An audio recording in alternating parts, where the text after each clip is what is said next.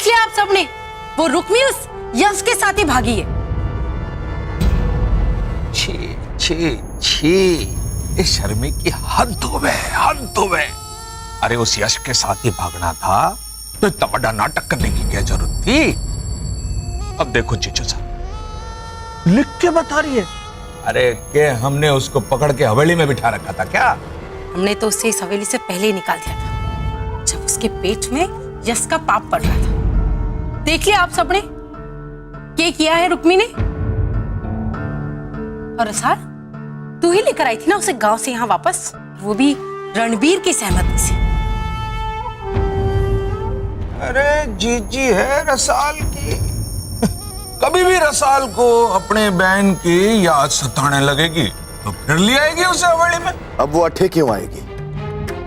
उसने तो खुद खत लिख के भेजो है कि वो यश के साथ सुखी जीवन बिताना चाहती है। वो इस घर में दोबारा नहीं आएगी। बस बहुत हो गया। रुक्मी के माथे के सिंदूर से रणवीर की रक्षा के लिए हमने उसे वापस आने दिया, पर अब जब उसने ही रणवीर के नाम का सिंदूर मिटाकर यश के साथ जीवन बिताने को फैसला किया है, तो हमारे लिए अब रुक्मी ना रही। अब हवेली में कोई भी रुक्मी का नाम ना लेवेगो। प्रसाद, अब हमारी थारे से विनती है, रुक्मी को भुलाकर अपने आने वाले बच्चे पे ध्यान दे। इस हवेली का वारिस और परिवार का ध्यान रख। भूल जा रुक्मी को।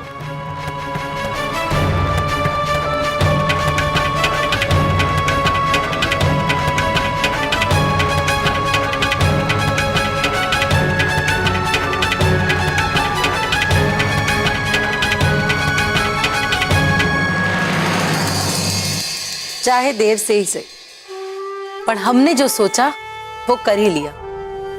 रुक्मी हमेशा वास्ते इस हवेली से विदा हो गई। हाँ जीजी, और रणवीर और रसाल के बीच आग लगा के चली गई। आप दोनों सिर्फ एक दूसरे की तारीफ करोगे, हमारी भी कुछ करो, हमारे को भी तो सुनना है।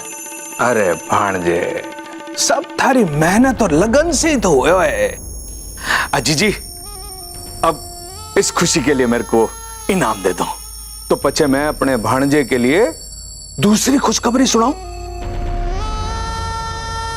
दो। मामा साहब, कौन सी खुशखबरी, हमारे को भी तो सुनो।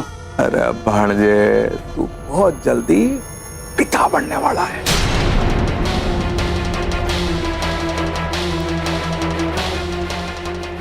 ले, लेकिन पद्मा तो बांझ है, फिर दीप पिता कैसे बन सके? अरे जीजी, मैं पद्मा बीनने की बात थोड़ी कर रहा हूं, मैं तो दीप भांजे के दूसरे ब्याह की बात कर रहा हूं जीजी।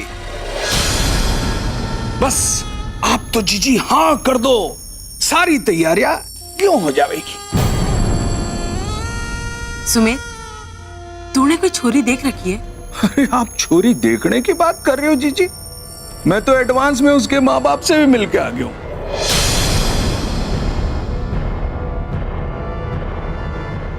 दीप, तू क्या बोले? माँ साहब, हमारे को दूसरा ब्याह ना करना है। ये क्या बोल रहा है तू? हाँ भांजे, अरे तू कोई 16 साल का बच्चो जो तने ब्याह नहीं करना है? अरे तने इस खानदान को वारिस चाहिए कि नहीं चाहिए? जब जब भी हमारे को याद आवे कि हमारी बींदनी पद्मा बांझ है, हमारा दिमाग खराब हो जाए। ऊपर से ये दीप ये दूसरा ब्याह करने के लिए मना कर रहा है। हमारे को तो लगे मैं पागल हो जाऊंगी। सुमेर, तू ही समझा अपने भांजे को। अरे भांजे, तू क्या बात कर रहा है? अरे थारी तो दोनों उंगलियां घी में जाने वाली है और तू ब्याह ना करने की बात कर रहा है। भांजे, तू ना चाहे कि थारे पापा जी की तरह थारे भी आगे पीछे दो बीननियां घूमे? मामा साहब, मैं एक बीननी से परेशान हूं, आप दूसरे की बात कर रहे हो। लो कर लो बात। तब तो भांजे थारे को ब्याह कर ही लेना चाहिए।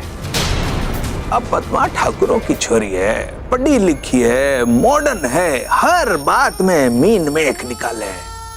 पण भांजे यह छोरी गांव की है, गांव की छोरी, सीधी। सुंदरता में पद्मा 21 होवेगी, पर यह 19 से कम नहीं है भांजे। 28 हवेली में महारानी बन के आवेगी, पर दासी बन के थारी सेवा करेगी और थारे को पिता बनने का सौभाग्य भी देवेगी। मामा साहब, अरे भांजे, थारी समस्या क्या है? मैं अब थारी एक भी बात सुनने को तैयार नहीं हूं। जीजी मैंने कह के गई है कि धने शादी के वास्ते तैयार करूं। मारी बात सुन ले भांजे, तू अठे रुक्मी की कहानी खत्म कर और मैं थारे दूसरे ब्याह की कहानी लिखने की तैयारी शुरू करूं, समझो? अरे दूसरे ब्याह की भांजे।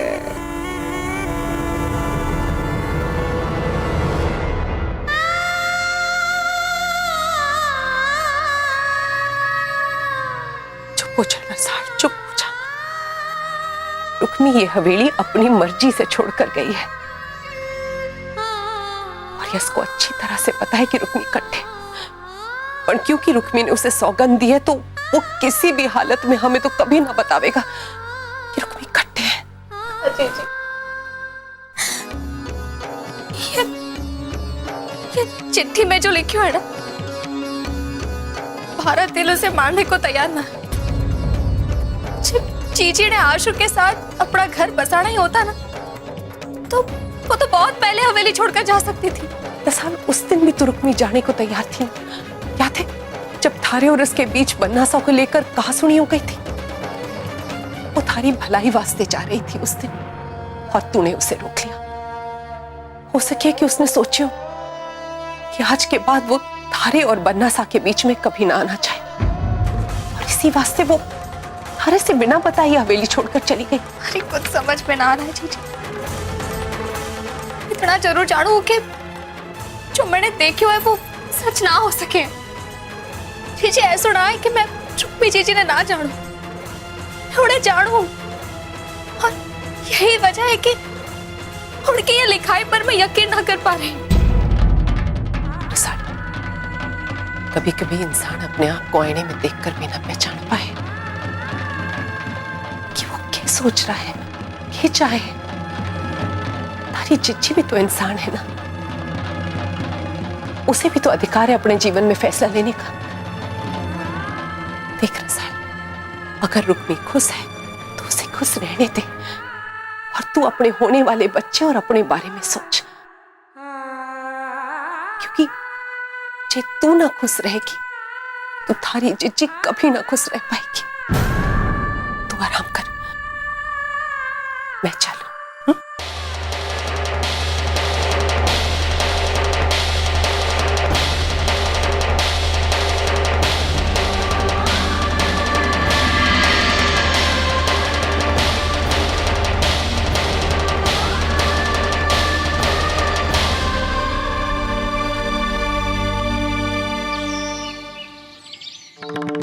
कैसे बताऊं मामा सने और मासाने कि खोट मारे मैं पद्मा में ना। पद्मा को तो मैं डांट फटकार के यह एहसास दिला सकूं कि खोट उसमें है, पर अगर मैंने दूसरा ब्याह कर लिया और उसके बाद भी मैं पिता ना बन सका तो तब तो पद्मा के साथ साथ वो गांव की छोरी भी मारे पे हंसेगी। तब क्या करूंगा? वैसे मामा सब बिल्कुल ठीक बोले। पद्मा के रहते हमारे को हमेशा ये डर रखा रहेगा कि कहीं वो डॉक्टर के पास जाके हमारे बारे में पता ना लगा दे, हमारी पोल सबके सामने खोल दे। गरीब घर की अनपढ़ छोड़ी होगी तो हमारे सामने मुंह खोलने की हिम्मत ना करेगी, हमारे वास्ते भी आसान हो जाएगा।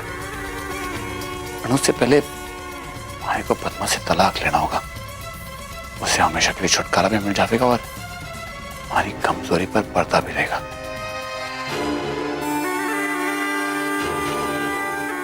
मां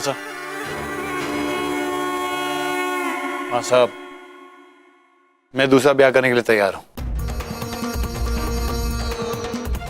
थारे को सुमेर पर पूरा भरोसा था कि वो थारे को ब्याह के लिए जरूर मना लेगा। अब तूने ब्याह के लिए हाँ कर दिए तो मैं बता ना सकूं कि हमारे को कितनी खुशी हो रही।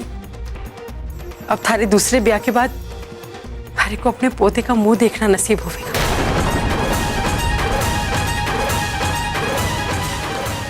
बोल कब का मुहूर्त निकलवाऊं? पर माँ साहब, हमारी एक शर्त है। आज तुम्हारे को थारी सारी शर्तें मंजूर है। माँ साहब, दूसरा ब्याह करने से पहले हमारे को पद्मा से तलाक चाहिए।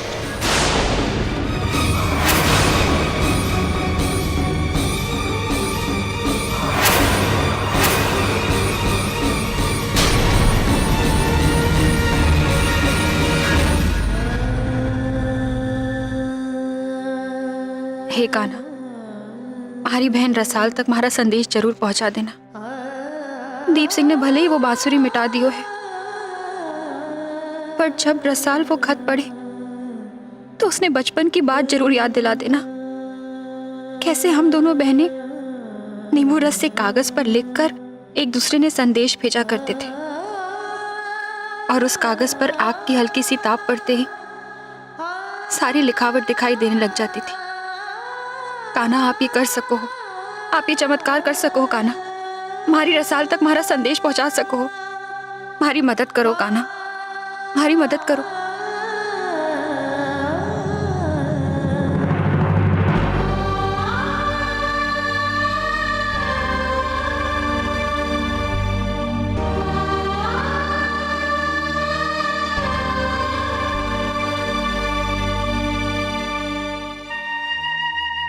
कान्हा था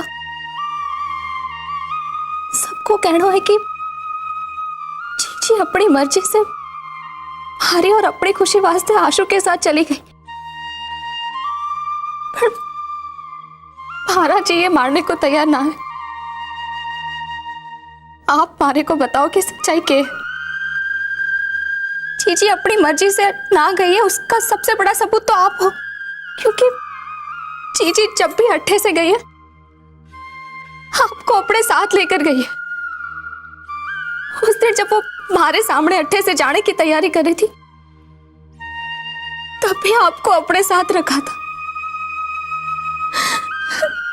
कहा था जब तक आप हमारे को ना बतावेंगे कि जीजी कट्टे है, मैं आपके चरणों से ना हटूंगी, ना हटूंगी मैं।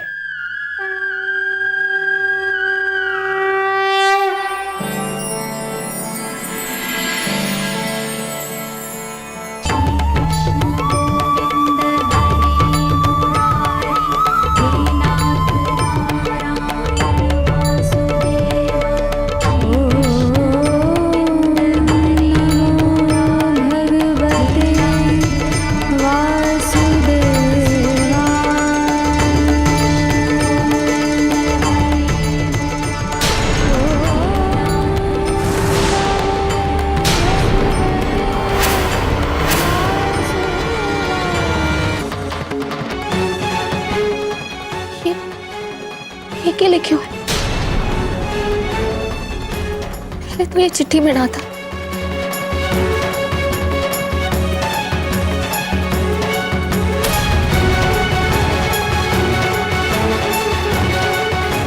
ये तुम्हारे को बांसुरी लगे।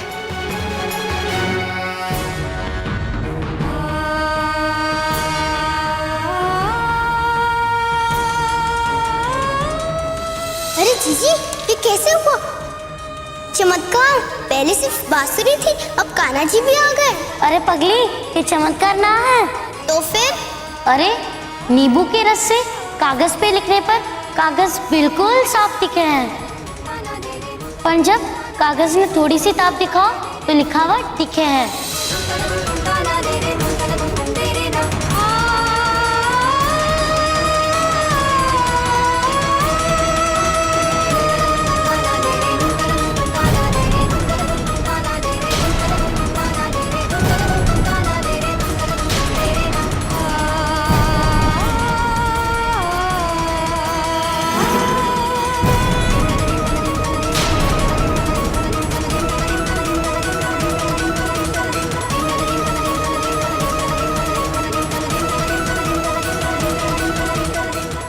साल हमारे को दीप सिंह ने कहीं तहखाने में बंद कर रखी हुई।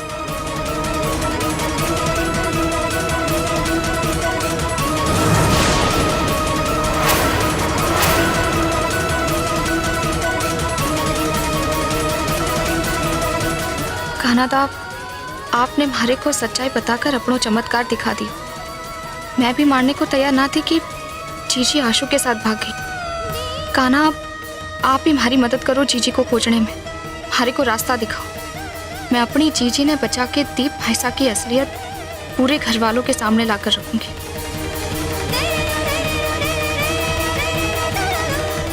रसाल, कहाँ जा रही हो?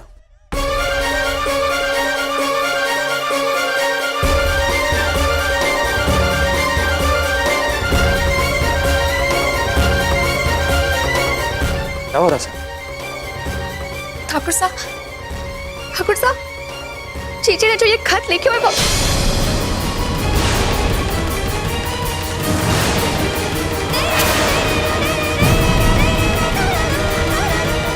क्या हुआ रसाल? तुम इस चिट्ठी के बारे में बोलते बोलते चुप क्यों हो गई? क्या बोलना चाहती हो तुम? जी, मैंने ठाकुर साहब को जीजी के लिखे गुप्त संदेश के बारे में बताया तो दीप भाईसा हमारी जीजी को नुकसान पहुंचा देंगे और ठाकुर साहब को फिर कोई नई घटना बनाकर सुना देंगे। पहले ही वो अपने झूठ ने सच साबित कर चुके। जब तक मैं जीजी ने ढूंढ ना लूं, हमारे को इस बारे में चुप्पी साधनी होगी। बस एक बार हमारे को पता लग जावे कि जीजी किस तहखाने में बंद है, फिर मैं ठाकुर साहब ने बता दूंगी।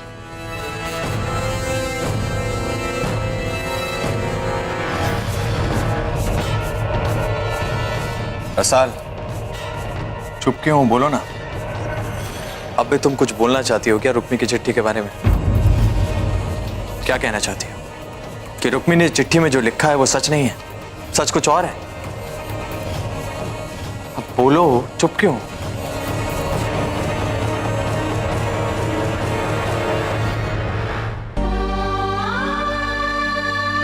ठाकुर साहब, वो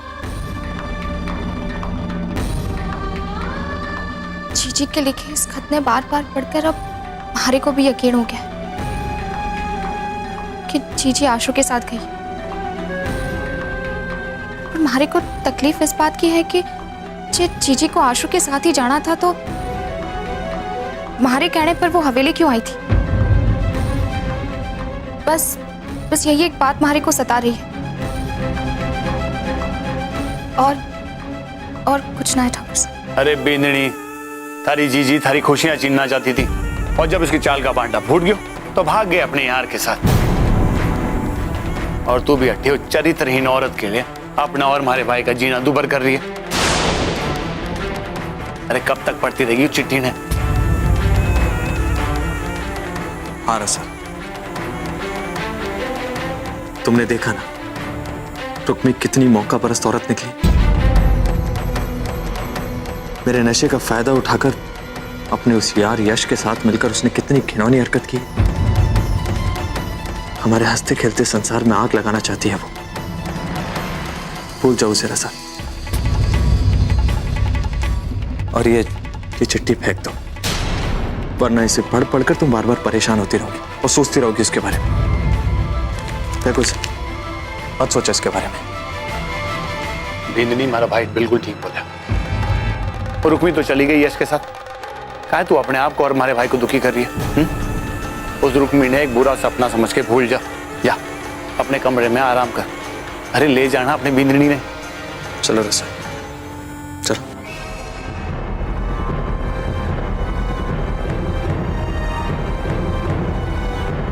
वाह, रुक्मी से लिखा है खत ने तो कमाल कर दिया। खुद उसकी लाडली बहन रसाल को यकीन हो गया कि उसकी बहन अपनी मर्जी से अपने यार के साथ भाग गई है। दीप सिंह, तूने तो एक तीर से कई निशाने भेज दिए है।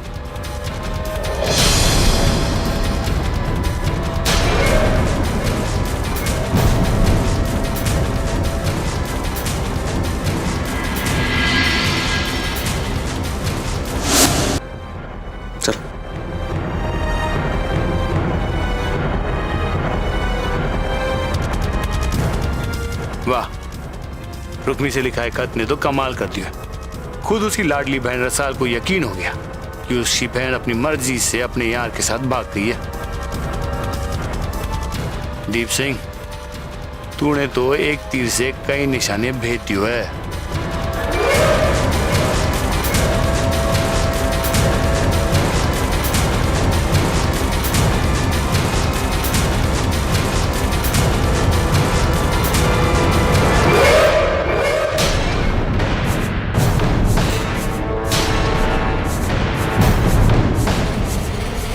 सही बोलो आप सब।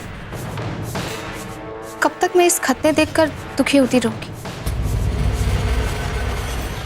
इस वास्ते इसे तो हमेशा के लिए खत्म ही कर देना चाहिए।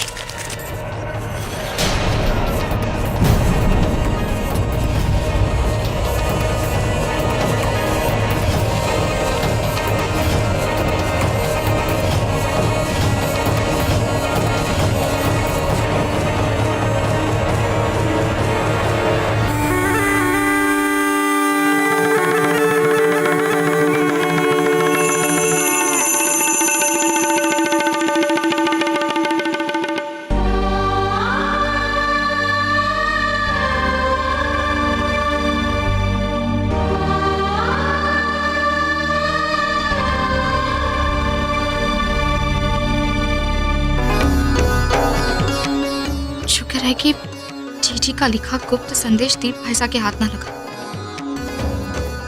अब मारे को हवेली के तहखाने से जीजी को खोज निकालना है।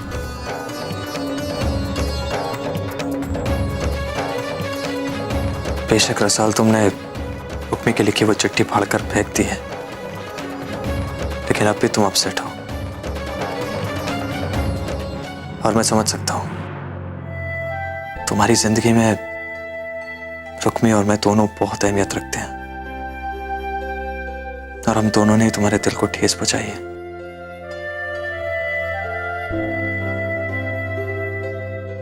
मैं जानता हूं रसाल, मैंने जो किया है उसकी माफी नहीं है, लेकिन मैं तुम्हें इस तरह दुखी नहीं देख सकता। तुम मुझे जो सजा देना चाहती हो दे दो, लेकिन प्लीज इस तरह खुद को परेशान मत करो।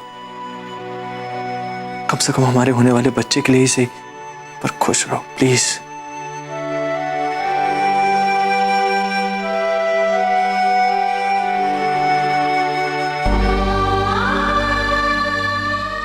रसाल, तुम बात को समझना क्यों नहीं चाहती हो? मैं हालात का शिकार हो गया था रसाल। रुक्मी हमारी खुशियां छीन लेना चाहती है, इस बात को कब समझोगी तुम? इसलिए तो वो अपने यार यश के साथ मिलकर ये सब साजिश रचती है। और उस दिन उसने मेरे नशे का फायदा उठाकर मुझसे पाप करवाया। और अब देखो तुम, जैसे ही उसका मकसद पूरा हुआ, उसे उसके पैसे मिले, वो यश के साथ भाग गई।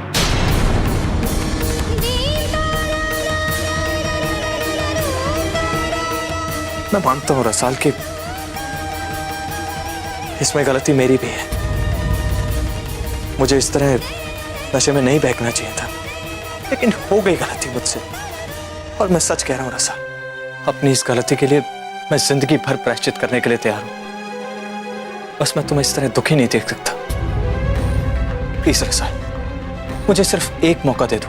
जो गुनाह और जो अन्याय आपने हमारी जीजी के साथ किया है, क्या आप उसे भी ठीक कर लोगे ठाकुर साहब?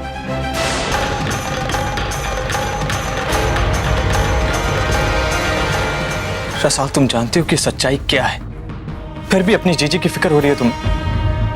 अरे हमारी जिंदगी का तमाशा बना कर रख दिया उसने। आज तक तुम्हारी आंखों में धूल झोंकती रही है वो। अपने हाथों से खत भेजकर उसने ना सिर्फ तुम्हारा और मेरा बल्कि पूरे परिवार का मजाक उड़ाया। और फिर भी तुम कह रही हो कि तुम्हारी जीजी के साथ अन्याय हुआ है। जीजी के इस हवेली से चले जाने का ये मतलब ना है कि आपने उनके साथ अन्याय ना किया है।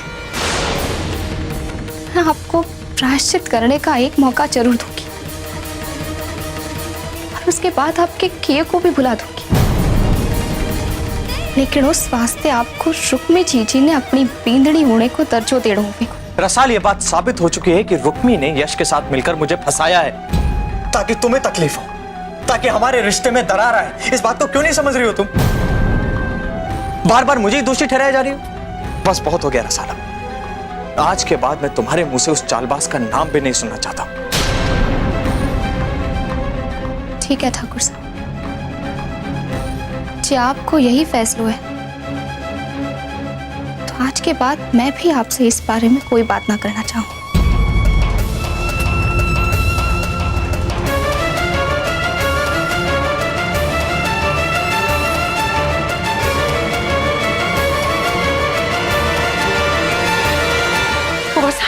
कुंवर साहब, हमारे साथ ऐसी नाइंसाफी ना करो हमारे साथ ऐसा कुंवर साहब।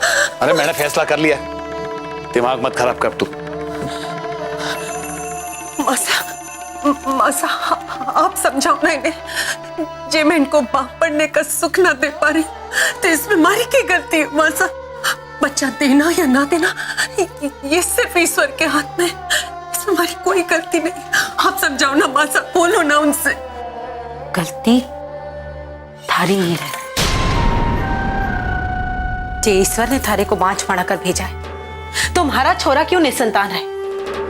थारे मां ना बनने की वजह से मारे और मारे छोरे पर के बीतती है, इसका जरा सा भी अंदाजा है थारे को? मासा पे हाथ जोड़ो, ऐसा अनर्थ ना करो मासा। देख बिंदी, मारे को थारे से अपने लिए कोई शिकायत ना है। इतने सालों में थारे को एक बार भी ऐसा लगा कि हमारे मन में थारे लिए प्रेम ना है? लेकिन मैं क्या करूं, मैं भी एक मां हूं। अपने छोरे की खुशी और खानदान के वारिस की भी फिक्र है हमारे को। मैं ना चाहूं कि थारे बारे में सोचकर हमारा छोरा कभी बाप ही ना बने। अब तो ऐसा मत सोचना कि मैंने दीप को समझाने की कोशिश ना की, पर वो ऐसा चाहे कि दूसरे ब्याह से पहले वो थारे से छुटकारा पा ले तो मैं क्या कर सकूं? ना मासा, इतने सालों के इस रिश्ते की डोर को टूटते हुए देखकर मैं भी टूट जाऊंगी मासा। ऐसा ना करो हमारे साथ मासा। तो क्या करेगी तू? अगर साथ रहेगी तो थारा जीना मुश्किल हो जाएगा। जब तू अपनी आंखों से दीप ने उसकी दूसरी बींदनी और उसके बच्चे के साथ खुश देखेगी, तब थारा जीना और भी दुश्वार हो जाएगा। भलाई इसी में है कि तू दीप से तलाक लेकर खुशी खुशी अलग हो जा। मैं दीप के पापा सा से कहकर थारे को इतने रुपए दिलवाऊंगी कि जीवन में कभी थारे को तकलीफ ना होगी। ना मासा,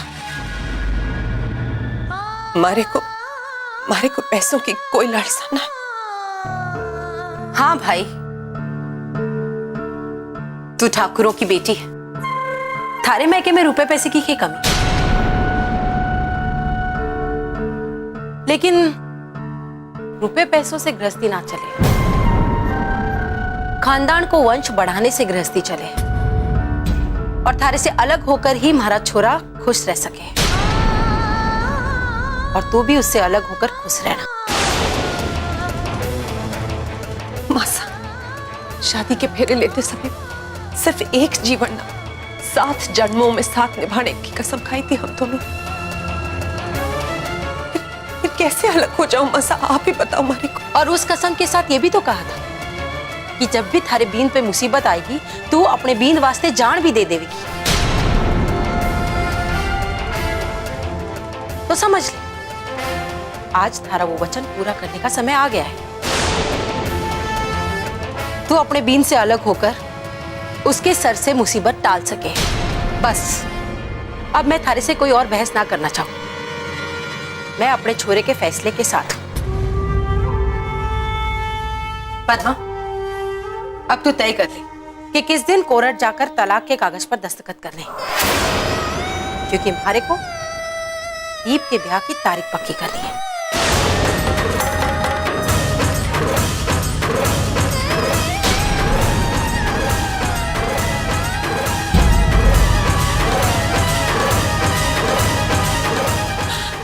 कुंवर साहब, मैं आपसे विनती करूं कुंवर साहब, हमारे को अपने आप से अलग ना करो कुंवर साहब। मैं भीख मांगू कुंवर साहब, जो आपने हमारे को अपने आप से अलग कर दिया तो ये सिर्फ हमारी जिंदगी का संभालना है, ये हमारे माँ बापू के सम्मान का भी सवाल है कुंवर साहब। हमारे माँ बाबू जीते जी मर जाएंगे। अपने आप से अलग ना करो कुंवर साहब, ना तो हमारे को तलाक कुंवर साहब।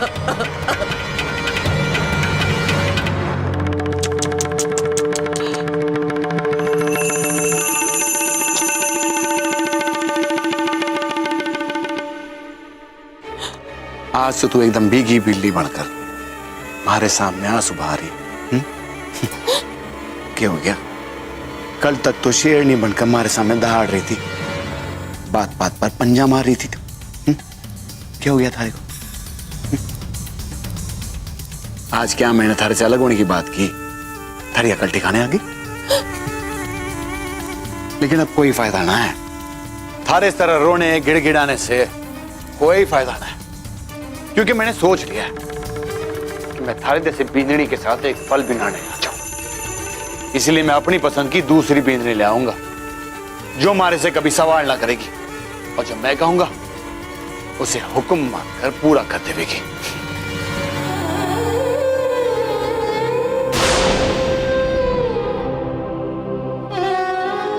कुंवर साहब, कुंवर साहब, आज के बाद मैं भी आपसे कोई सवाल ना करूंगी। मैं वादा करूं, मैं कुछ ना पूछूंगी और वही करूंगी जो आप चाहोगे। तू ऐसा करेगी? तू करेगी ऐसा? तू करेगी? अरे थारा बस चले तो तुम्हारे को सूली पे चढ़ा दे। तूने मारे लैपटॉप से वो क्लिपिंग चुरा कर रसाल को दी। क्या समझा था तूने कि मारे को खबर ना होगी? अरे तू तुम्हारी बींदनी कहलाने के लायक है। तुम्हारे साथ सिर्फ मारे को बर्बाद करने वास्ते रहे। तू अबे अट्ठे से जल्द जाने की तैयारी कर ले, समझी?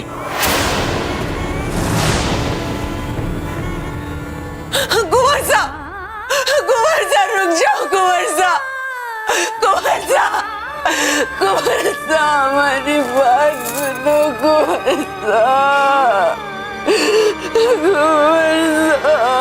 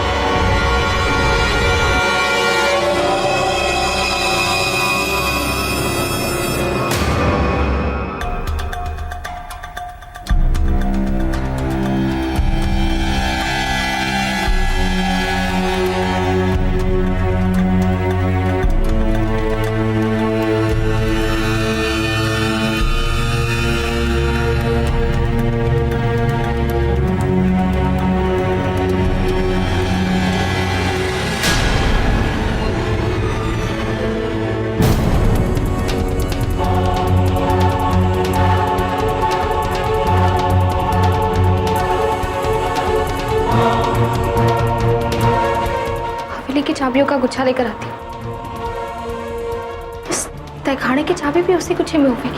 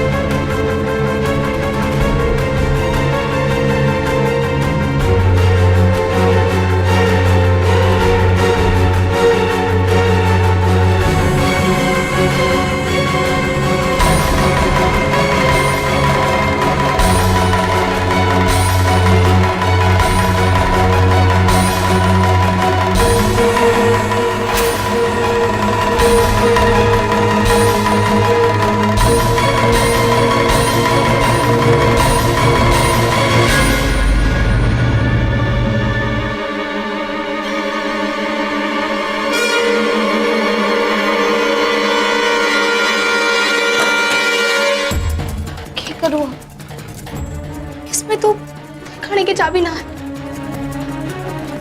एक काम करो, बेला से जाकर पूछो, उसे जरूर पता होगा।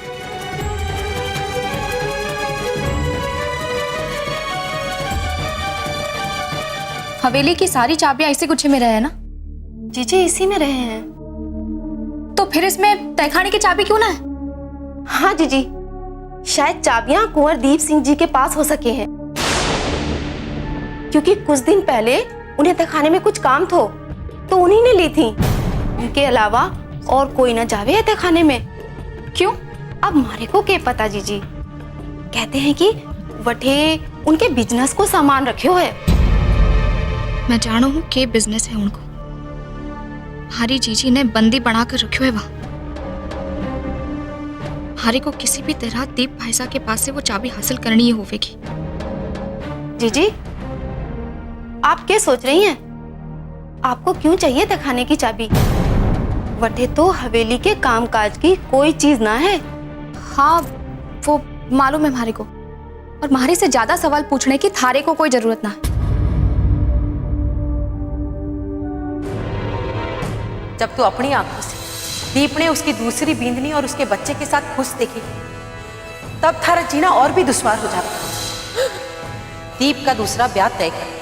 अब थारे को क्या करना है, इसका फैसला तू कर।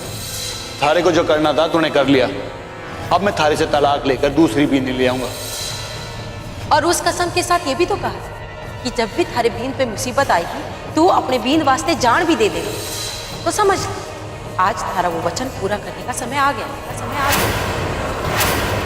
तू अपने बींद से अलग होकर उसके सर से मुसीबत टाल सकती।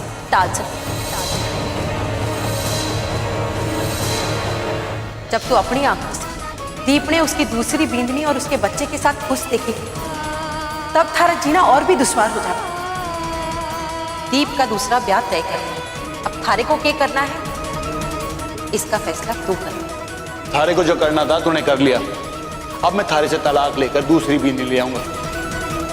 और उस कसम के साथ ये भी तो कहा कि जब भी थारे बींद पे मुसीबत आएगी तू अपने बींद वास्ते जान भी दे देगा। तो समझ, आज थारा वो वचन पूरा करने का समय आ गया।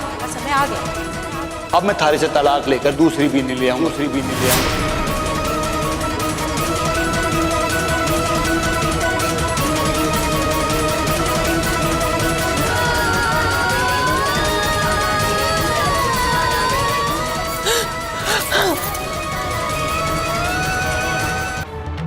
हमारे को पद्मा जी से ही मदद मांगनी होगी, और किसी से तहखाने की चाबी के बारे में पूछना ठीक ना होगा। दीप भाईसा को शक हो जाएगा। मामा से सारी तैयारी जल्द से जल्द करनी है। पांडे, तारी बोली हुई हर बात पत्थर की लकीर है। पांडे, हमें खुशी है कि आपने हमारा प्रपोजल स्वीकार कर लिया। दीप भाईसा मामा सा के साथ है, ये एकदम सही मौका है।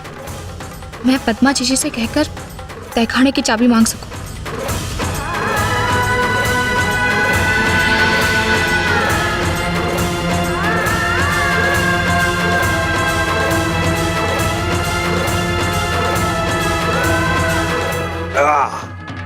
और बनाता हूं भांजे।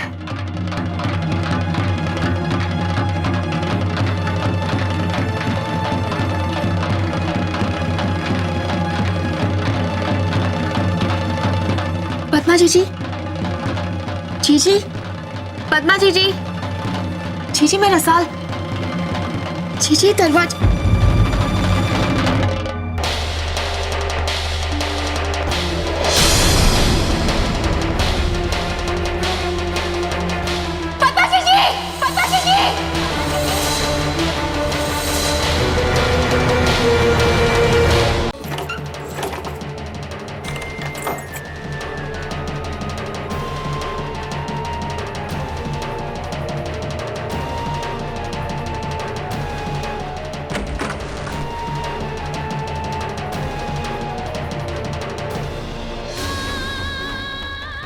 जरूर हंसाओगे।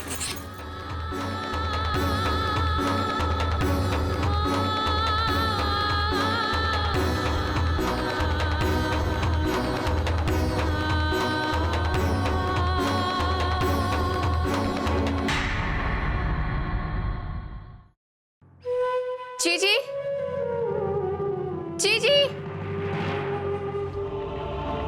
जीजी, जीजी, इकट्ठे हो आप? जीजी, जीजी, इकट्ठे हो आप? जीजी, जीजी, इकट्ठे हो आप? आपने खत पे मारे को कहा था कि दीप भाई साढ़े आपको तहखाने में बंद कर रखे हुए। कट्टे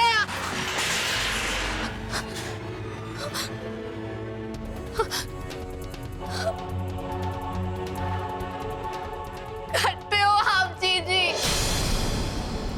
कट्टे हो।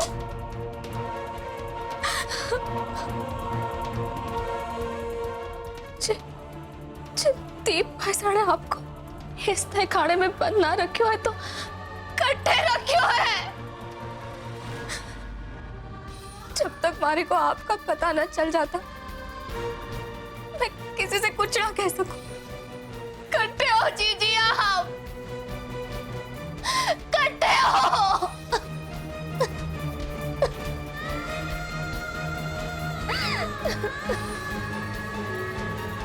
कहाँ ढूंढूं मैं आपको जीजी, कट्टे ढूंढूं मैं आपको।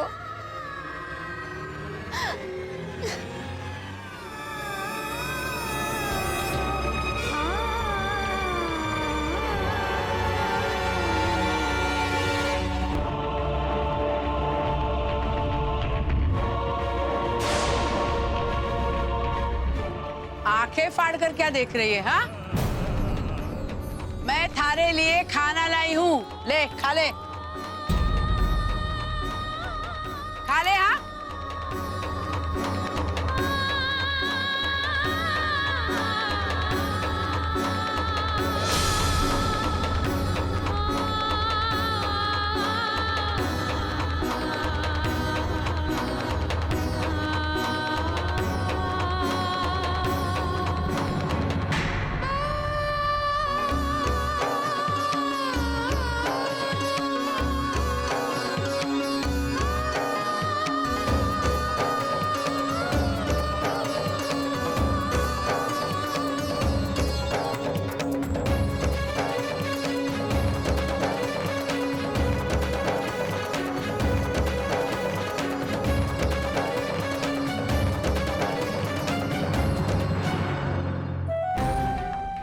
जीजी ने कट्टे ढूंढे, क्या करूं मैं? मारे को कुछ समझ में ना आ रहा। आप ही मारे को रास्ता दिखाओ।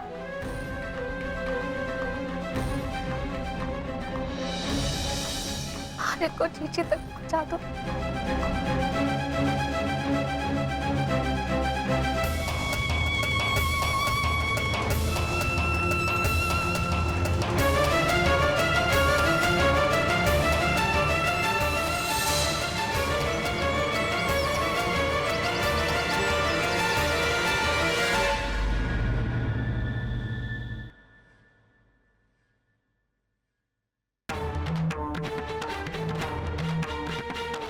रसाल, रसाल,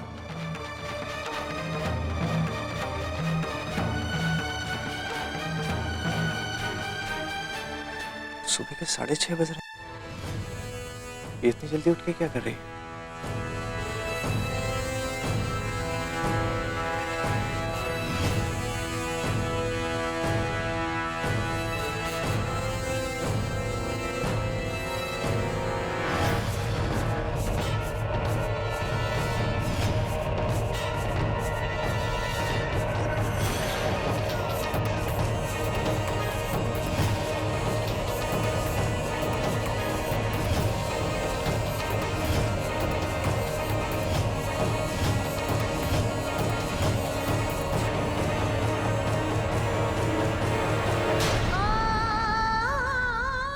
रसाल, रसाल, रसाल,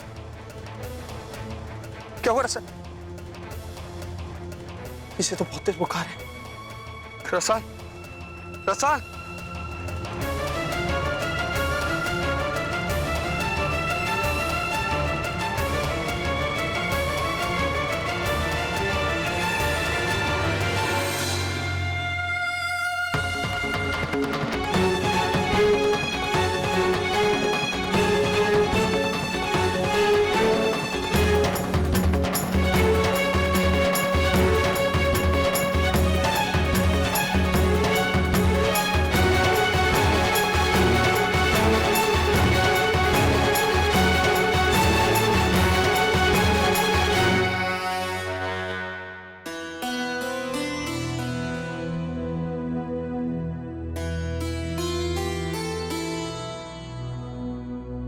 डॉक्टर साहब, रसाल का बुखार तो उतर गया है, लेकिन घबराने की तो कोई बात नहीं है ना? जी नहीं, घबराने की कोई बात नहीं है। ये बुखार आया कैसे उसे?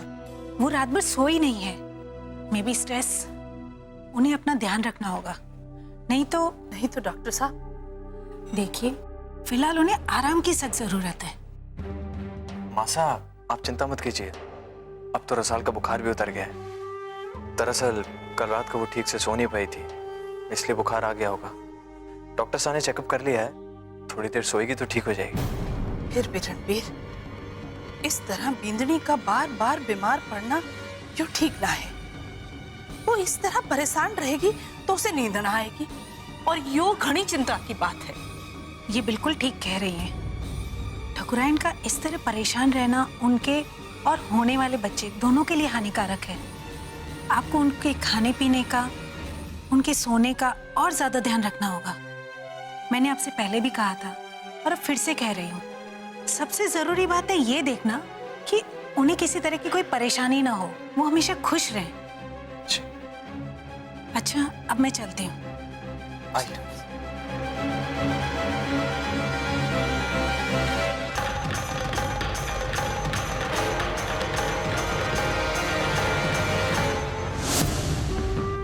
परेशानी कम कहीं होगी जब अपने बींद ने इतना बड़ा धोखा दिया हो।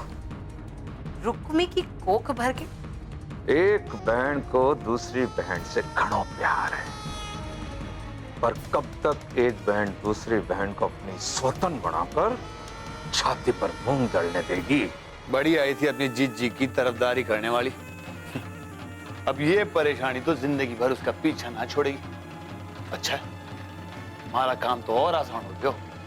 माँ परेशान रहेगी तो होने वाले बच्चे पर तो असर पड़ेगा ही ना। यही तो मैं चाहूं।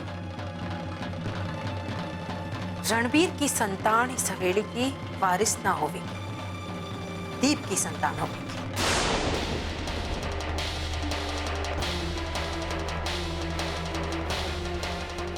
तो दीप की बीननी का इलाज फिर से शुरू। पद्मा का एक ही इलाज है, दीप का दूसरा ब्याह। तो पछे देर किस बात की है जीजी? जल्दी करो, फटाफट ब्याह करवाओ, इसी में हम सबका फायदा है। जानू, पर उससे पहले पद्मा से दीप को छुटकारा दिलवाना होगा। ये बात करो जीजी, दूसरी बीननी की परंपरा तो इस हवेली की है ही। पद्मा ने दीप को बहुत परेशान किया है, इससे बढ़िया मौका नहीं मिल सकता है उससे बदला लेने का। इधर दीप का दूसरा ब्याह हुआ और पद्मा उधर हवेली में कोने में पड़ी पड़ी सड़ती रहेगी। यो समझने की गलती मत करना सुनिए। मैंने अपने ठकुराइन बनने के सपने को पूरा करने वास्ते उस गायत्री को अपनी सौतन बनाना मंजूर किया था। और रसाल की राम कथा तो तू और हम सब जाने हैं, पर पद्मा रुक्मी ना है। वो अपने बींद का दूसरा ब्याह इस तरह चुपचाप बैठकर देखने वाली ना है। पर जीजी, रसाल के इस हालत का असर उसके कोख में पल रहे बच्चे पर हो गया, और बच्चा पैदा होने से पहले ही तो बाजी अपने हाथ में है। पर यदि बच्चा पैदा हो गया, चाहे वो लंगड़ा हो, लूला हो, महंगा हो, कहलाएगा तो इस हवेली का वारिस ही जीजी। तो फिर ठीक है, मैं आज ही गांव जाकर दीप के लिए छोरी पसंद करके आऊं। गांव से मासी जी का संदेश आया है कि उनकी नजर में एक छोरी है। जे हमारे को छोरी पसंद आ गई तो मैं दीप का ब्याह जल्दी से जल्दी करवा दूंगी और उस पद्मा से तलाक भी दिलवा दूंगी। लेकिन माँ साहब, पापा सा ना मानेंगे और ना ही दादी सा इसकी इजाजत देंगे। जे थारे पापा सा मान गए तो दादी सा अपने आप हाँ बोल देगी। और वैसे भी थारे पापा सा के पास दूसरा और कोई चारा ना है। उन्होंने मारे से भी तो इस हवेली के वारिस खातिर ही दूसरा ब्याह किया था।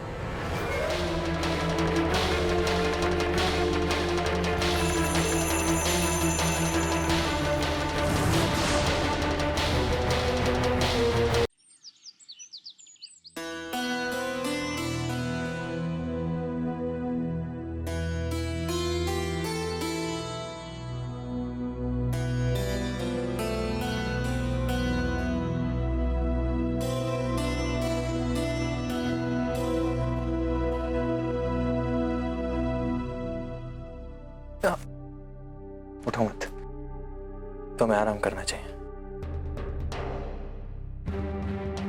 अब कैसा लग रहा है? मैं ठीक कैसे? क्या हुआ था हमारे को? तुम्हें कुछ भी याद नहीं है? ओ, आज सुबह जब मैं उठा तो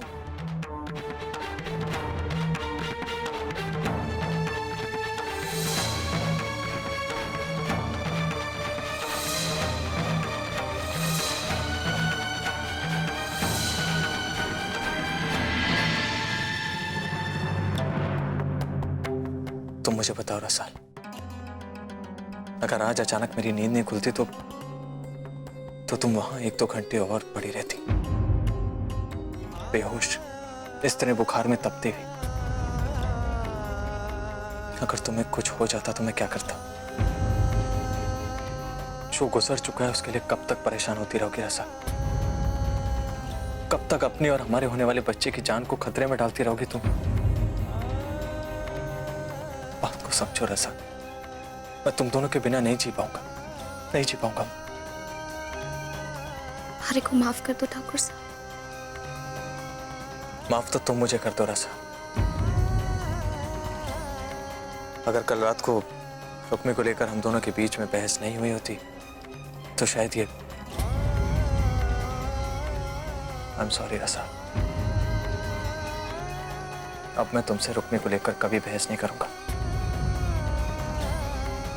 वैसे भी गुनाह मैंने किया था या रुक्मी ने मुझसे करवाया था, ये मैं कभी साबित नहीं कर पाऊंगा।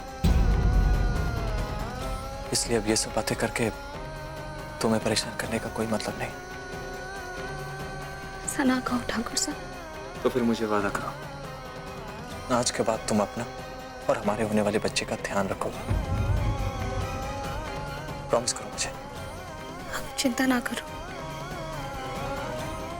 मैं अपना और अपने बच्चे का ध्यान रखूंगी। गुड, तो ठीक है फिर आज मैं ऑफिस नहीं जाऊंगा। ऑफिस का अपना सारा काम यहीं घर पर बैठ कर करूंगा, ठीक है? ताकि तुम मेरी नजरों के सामने रहो और आराम करो। मैं आराम कैसे कर सकूं ठाकुर साहब? जब तक हमारी जीजी का पता ना चलेगा हमारे को चैन ना आवेगा। हमारे को आशु से बात करनी होगी, पर कैसे करूं? जी ठाकुर साहब अट्ठे बैठे रहेंगे तो मैं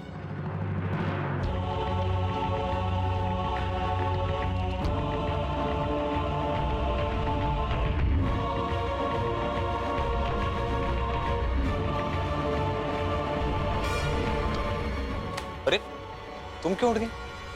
वो हमारे को भूख लगी है तो मैं खाना लेने जा। तुम भी ना, तुम आराम करो, मैं दुलारी से कहकर खाना मंगवा देता हूँ। बैठो बैठो बैठो, तुम कहीं नहीं जाओगे। अभी आया।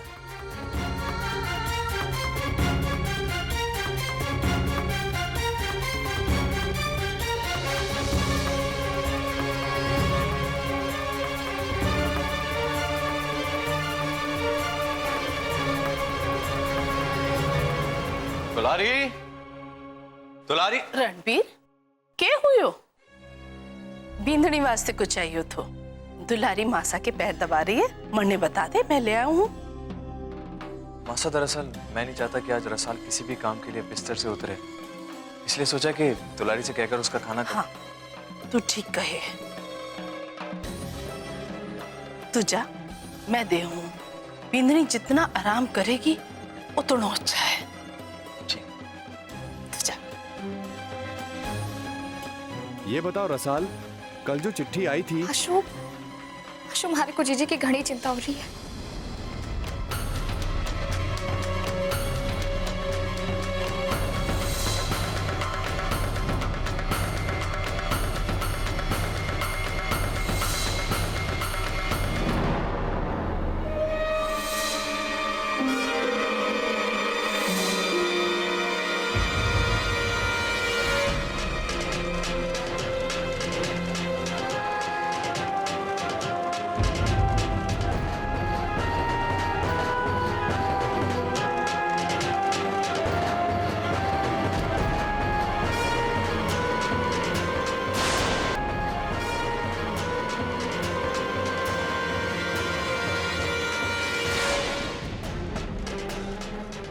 मैं तुरंत तहखाने में गई। और क्या? हेलो रसाल, रसाल, हेलो रसाल, माँ खाना लेके आ रही है, तब तक तुम आराम करो।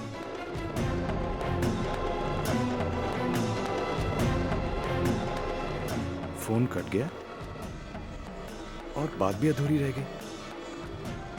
मैं फिर से ट्राई करता हूँ।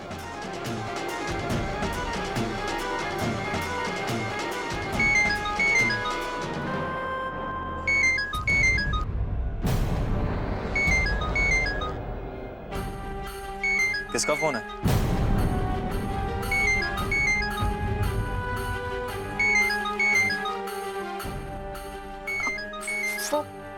वो ठाकुर साहब। देखो रसाल, मैं नहीं चाहता कि तुम फिर किसी से बात करो और परेशान हो जाओ। प्लीज फोन रख दो।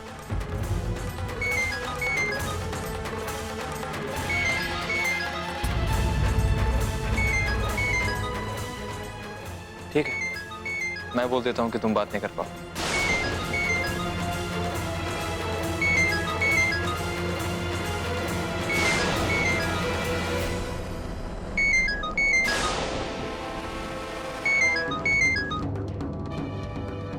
लाओ, फोन दो मुझे।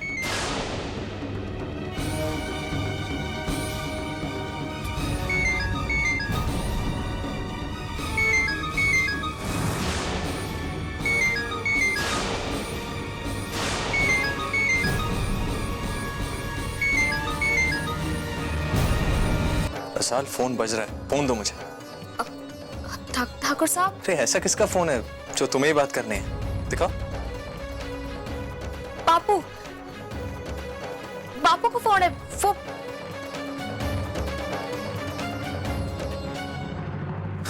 तुम भी ना, अगर बापू का ही फोन था तो मुझे दे देती, मैं बात कर लेता। लाओ, मैं बापू को फोन करके बोल देता हूँ कि तुम्हारी तबीयत ठीक नहीं है, बाद में बात कर लेते।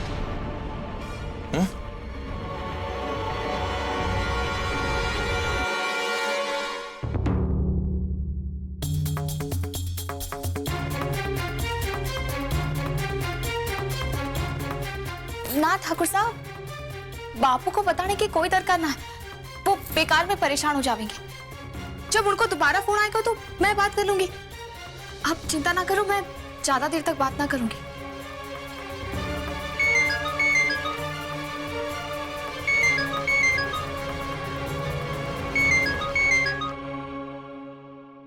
लो, बापू को ही फोन आ गया। हेलो हेलो रसाल, फोन कट गया था क्या? मैंने दोबारा लगाया तो तुमने उठाया नहीं। हाँ बापू, वो मैं आराम कर रही थी। बापू? ना बापू, मैं ठीक हूँ, बस जरा आराम कर रही थी, इस वास्ते आपको फोन ना उठाया। आप चिंता ना करो, ठाकुर साहब भी अट्ठे ही हैं, मारो ध्यान रख रहे हैं। बापू मैं अभी फोन रखूं, आपको शाम को फोन करूं, ठीक है?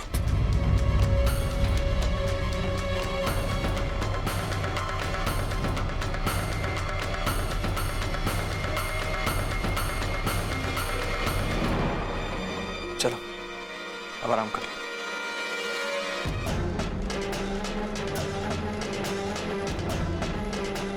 अब समझा, यानी रणवीर सामने ही होगा, इसीलिए रसाल ने बापू से बात करने का नाटक किया। मुझे दोबारा फोन नहीं करना चाहिए। जब रसाल ने कहा ही है कि वो शाम को फोन करेगी, तो सही समय देखकर वो जरूर करेगी। तब तक मुझे रुक्मी के बारे में पता लगाने का कोई और तरीका सोचना होगा। मुझे रसाल के फोन का इंतजार करना होगा।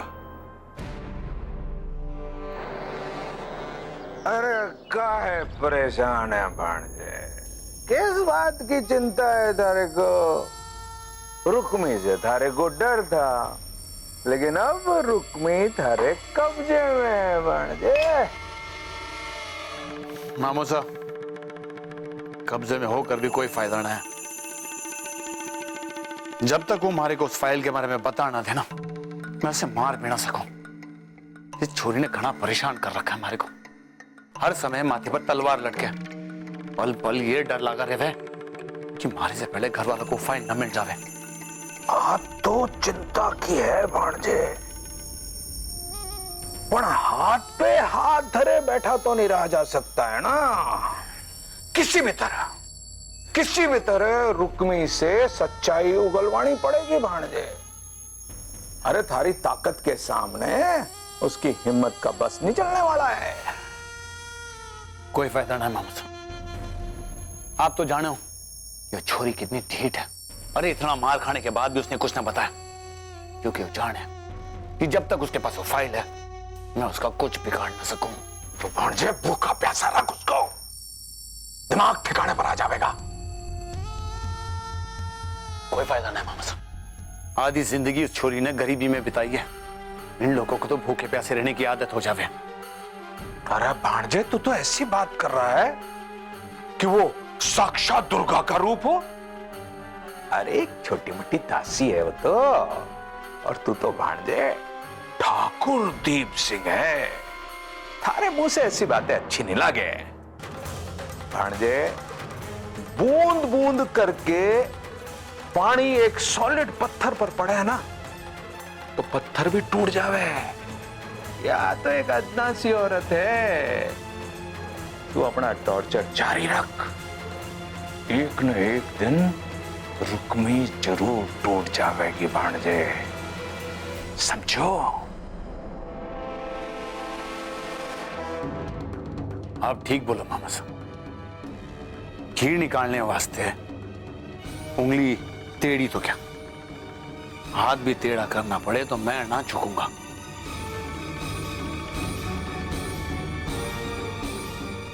आज रुक्मी को अपनी जुबान खोलनी पड़ेगी, समझो।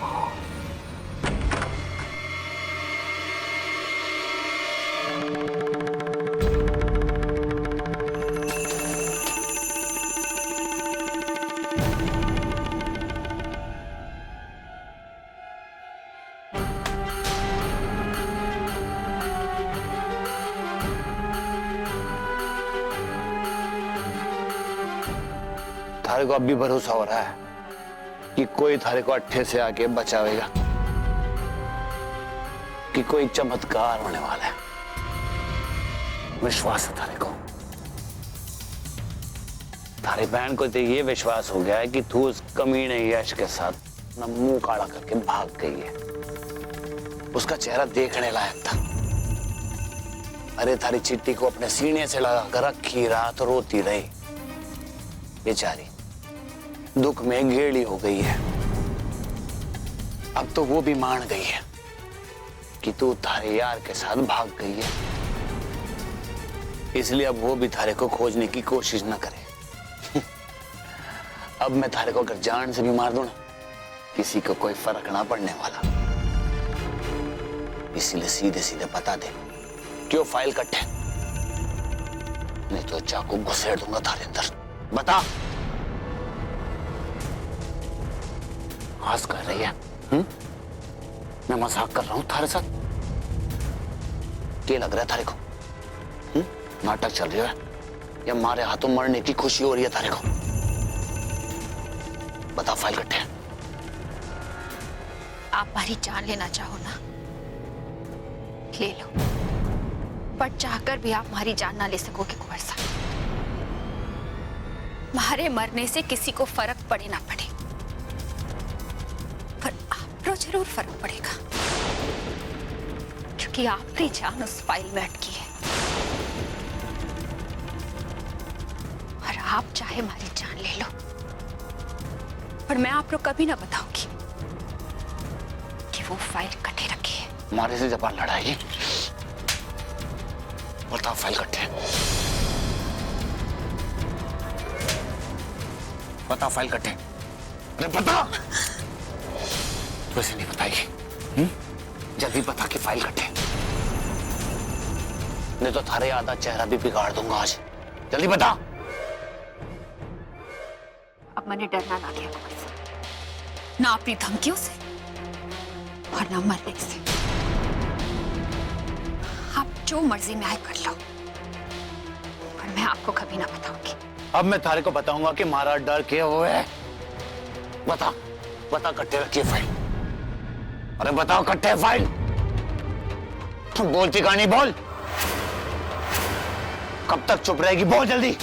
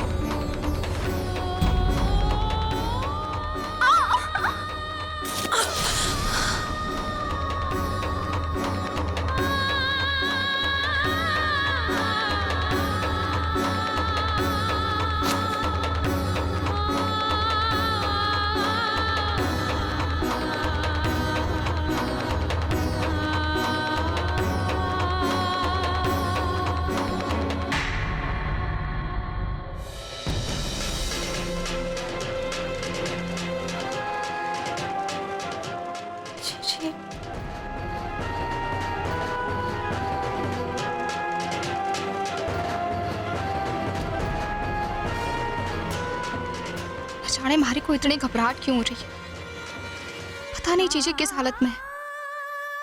ठाकुर साहब ने तो हमारे को बिस्तर से उठने वास्ते भी मना किया है, पर मारो मन ना माने। अट्ठे लेटे लेटे समय बर्बाद करने से कुछ ना होवेगा। हमारे को जीजी को ढूंढना ही होवेगा।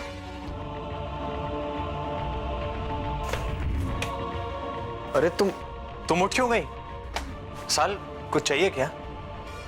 ठाकुर साहब हमारे को मंदिर जाना है। मंदिर जाना है? तुम्हारी तबीयत ठीक नहीं, तुम कहीं नहीं जाओगी, बैठो। अब मैं ठीक हूँ ठाकुर साहब, बुखार भी उतर गया है। बेटा मैं इस तरह जब बिस्तर पर बैठी रहूंगी तो दोबारा बीमार पड़ जाऊंगी। मैं कुछ नहीं सुनना चाहता, बैठो बैठो। पता नहीं आज मंदिर जाने की इतनी जिद क्यों कर रही हो तुम? क्यों आप हमारे पर पहरा लगाकर बैठे हुए हो? पहरा? रसाल में ये सब कर रहा हूँ ताकि रणबीर क्या हो? माँ साहब अब आप ही बताइए इसे कैसे समझाऊं। मैं यहाँ चाहता हूँ कि आराम कर ले और इसको लग रहा है मैं इस पे पैरा बैठा रहा हूँ। माँ साहब मैं बिल्कुल ठीक हूँ, लेकिन ठाकुर साहब हमारी बात मानने को तैयार ही ना है। ऊब गई हूँ मैं अट्ठे लेटे लेटे। रणबीर रसाल ठीक कहे है। आपको भी इसके बाद ठीक लग रही है? रणबीर ये पूरा दिन तो सो ही रही थी, घर की बींदड़ियां दिन भर सो ना सके हैं।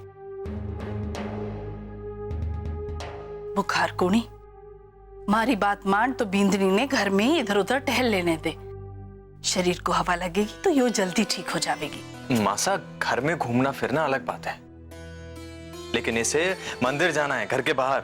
अब वहां ठंड में फिर से बुखार चढ़ गया तो? बींदनी ये बात तो रणबीर ठीक कहे है। थारा इस हालत में बाहर जाना ठीक ना होवेगा। थारे को प्रार्थना ही करनी है ना, तो घर के मंदिर में कर ले। ठीक है माँ साहब। अच्छा तुम दोनों जल्दी से चाय पी लो, मैं थारे वास्ते कुछ खाने के लिए भेजती हूँ। नहीं माँ साहब, रहने दीजिए। मैं तो यहाँ इसी के लिए बैठा हुआ था।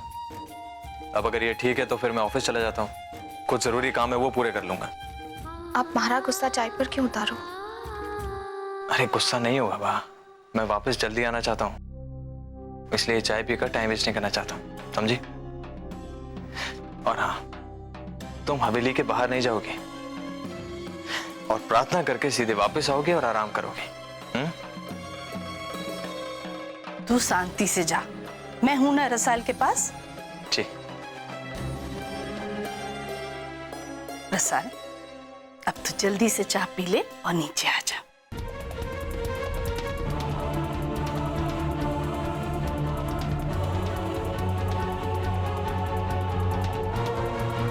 जी मिल तो जावेगी ना आशु? हाँ, मुझे पूरा यकीन है हम रुक्मी का पता जरूर लगा लेंगे। तुम बस सुबह का इंतजार करो और जैसा मैंने कहा है वैसा ही सुबह करना, ठीक है?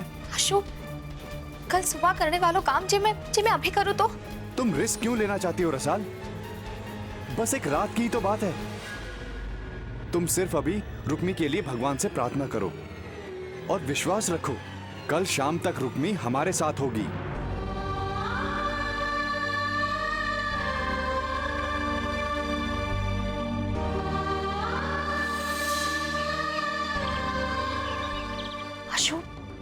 आशु मैं अट्ठाई कमरे पर नजर रखी हूँ।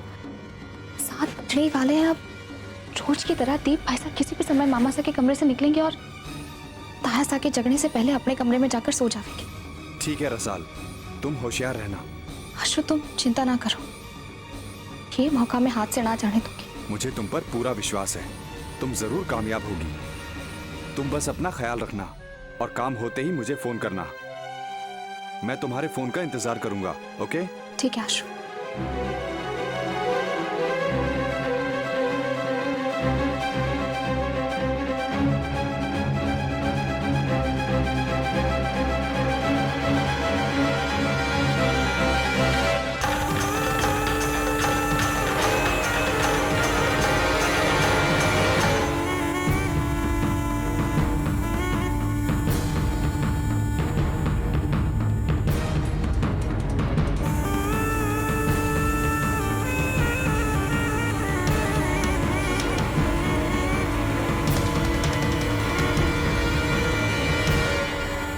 हे माता रानी, आपने हमारी अरज सुन ली, हमारी जीजी की मदद की।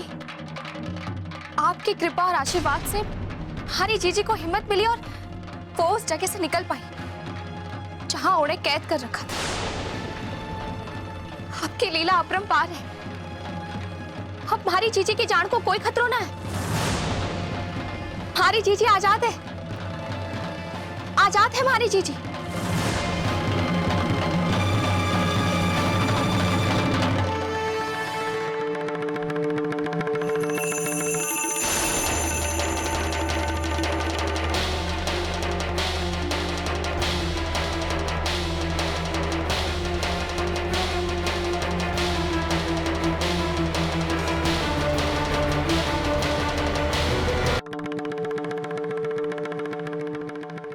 आजाद हो गई, यानी वो तहखाने से भाग गई। ये कैसे हो गया?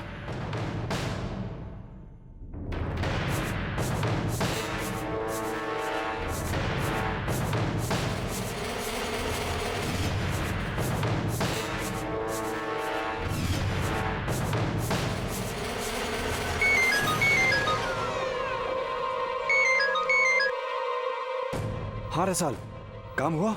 16 आने। गुड। अशोक, हमारी बात सुनते ही भाई साहब हथे से उतावड़ में निकल गए। हमारे को लगे कि वो जरूर जीजी ने देखने गए होंगे।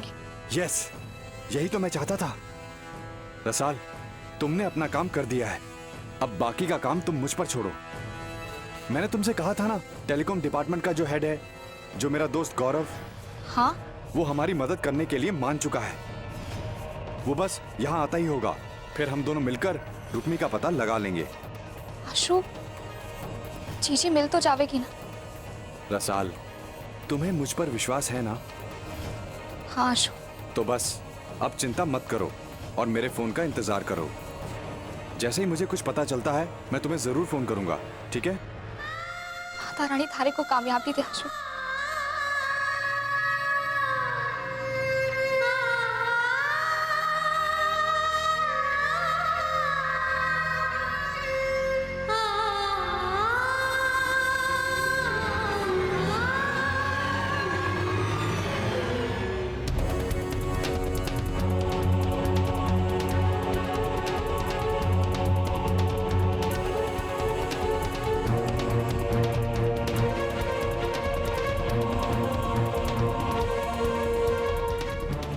दीप को निकले हुए 20 मिनट से ज्यादा हो चुके हैं। मुझे लगता है कि यही सही समय है उसे फोन करने का।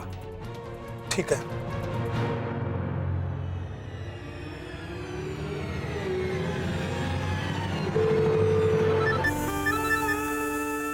Hello. Hello mister Chauhan. Wrong number. अरे सुबह सुबह फोन किया तो नाराज हो गए क्या मिस्टर चौहान? अरे चौहान का नंबर नहीं है, रॉन्ग नंबर है। अरे ऐसे कैसे रॉन्ग नंबर हो सकता है? अभी कल ही तो आपसे इस नंबर पर बात हुई थी मेरी। अरे देखिए, एक फोन के लिए इतना गुस्सा होंगे तो बिजनेस कैसे चलेगा चौहान जी? अरे सुबह सुबह चढ़ा रखिए क्या? अरे मैंने कहा ना कि चौहान का नंबर नहीं है, रॉन्ग नंबर है। रख अभी फोन। अच्छा अच्छा, तो आप मिस्टर चौहान नहीं बोल रहे हैं? ओह सॉरी, गलती हो गई।